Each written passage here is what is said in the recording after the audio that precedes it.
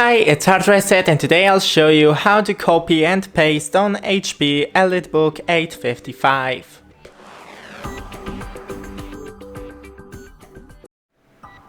So first go into, for example, a browser. I'll open two tabs and now type something on it.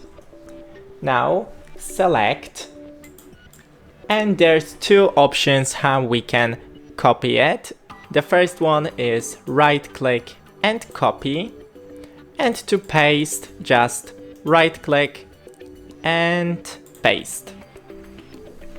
And we also can select, click Ctrl and C, and here click Ctrl and V.